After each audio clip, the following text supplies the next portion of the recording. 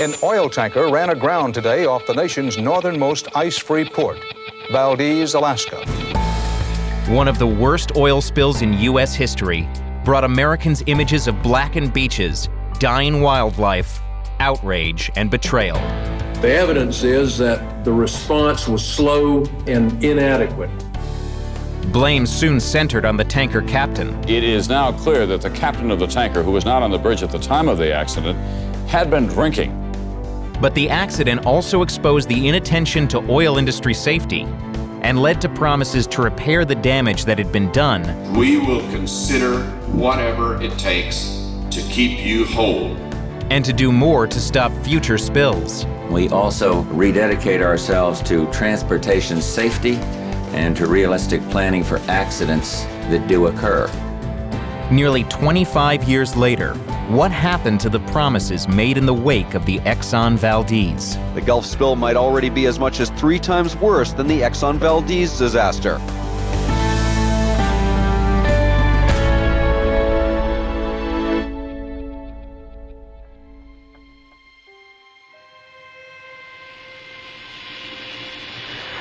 We've fetched up on the ground, evidently leaking some oil.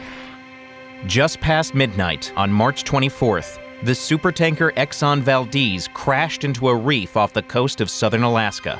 One of America's most magnificent waterways is blackened and befouled tonight by the biggest oil spill in American history. 240,000 barrels, 11 million gallons of Alaskan crude oil escaped from the huge vessel.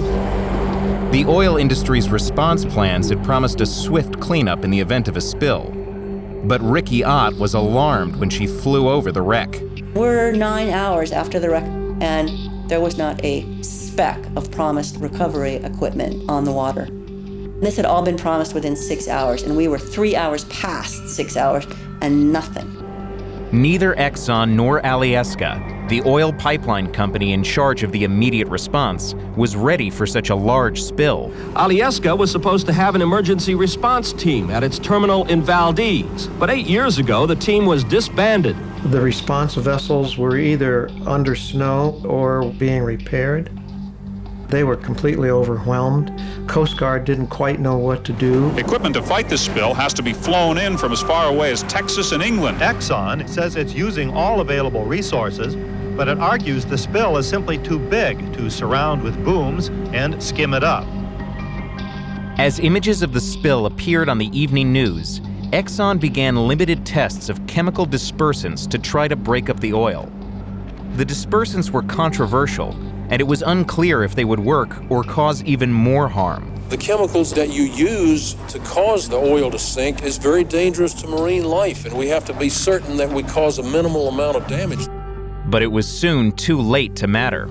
Winds up to 70 miles an hour virtually shut down the oil spill cleanup operation this morning. The storm had come up and the oil was moving, and almost nothing could be done. Some crews are literally on their knees using absorbent towels to remove the oil from rocky beaches.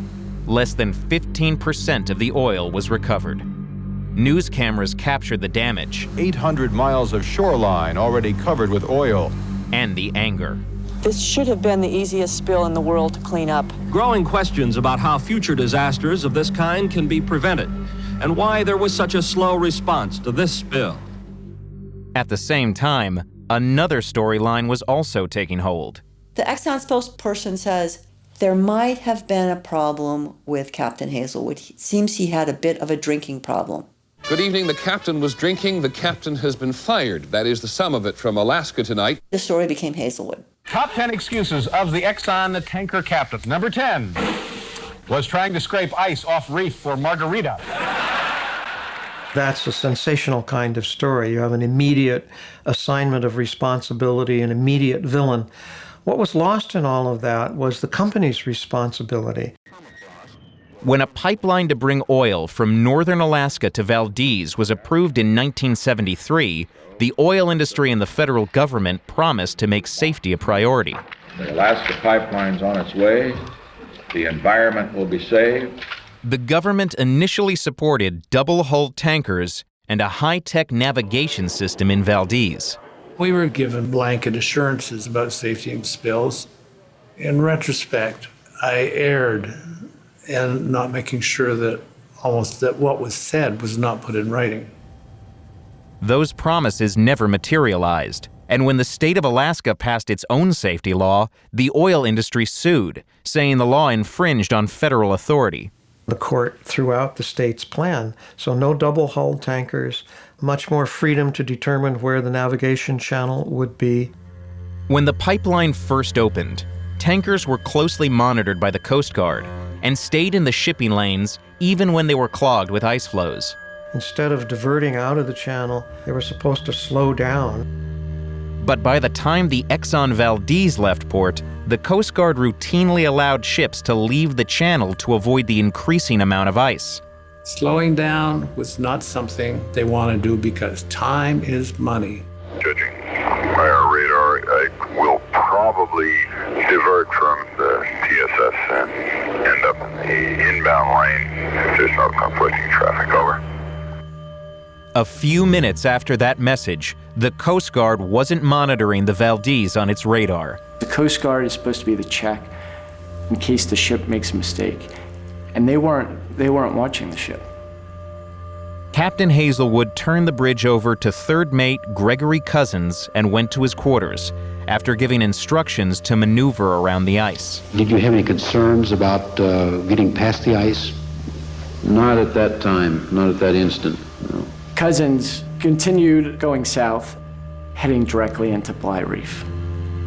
A federal investigation later found that Cousins lost track of the ship's location and didn't turn back in time. It found that reduced tanker crews probably left Cousins overworked and tired, contributing to the accident, a conclusion Cousins and Exxon disputed. The investigation faulted Hazelwood for leaving the bridge and said his judgment was impaired by alcohol.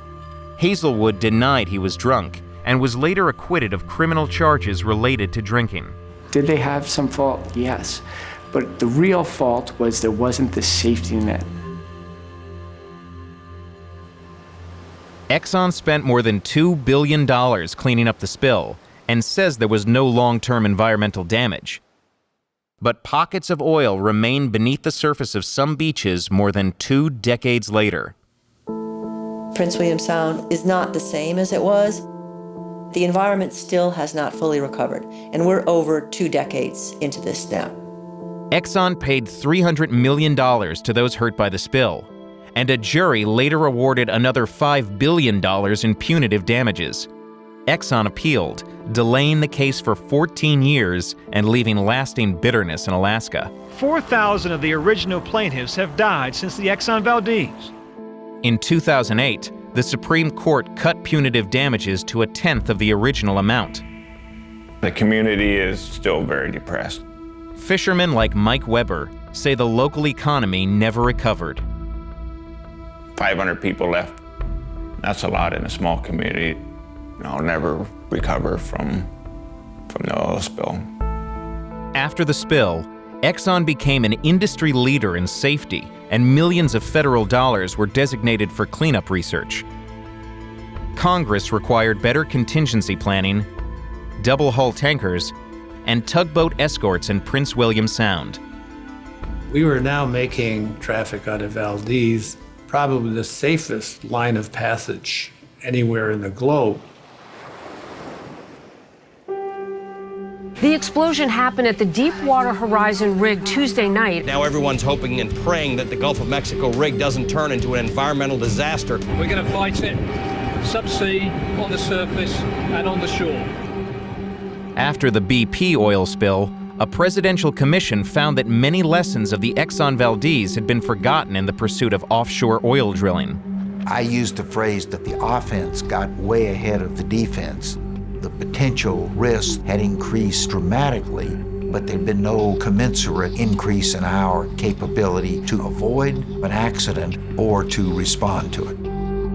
It found that the major oil companies had made only a minimal investment in new response technology, and the government spent less than half the authorized amount on cleanup research. The emphasis is always on preventing these things from occurring, because when they happen, we're not very well equipped to deal with them. The news was again filled with the struggle to contain a massive spill.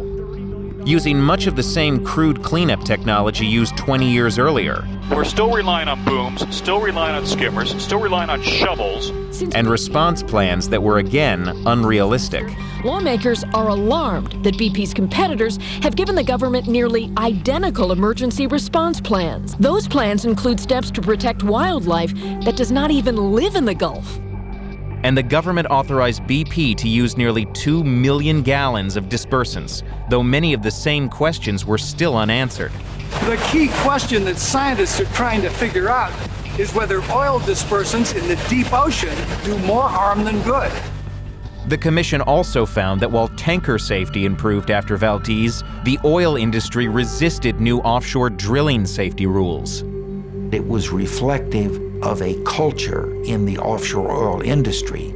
We ended up 20 years after Exxon Valdez with an even more serious incident, but no better prepared to avoid it or deal with it.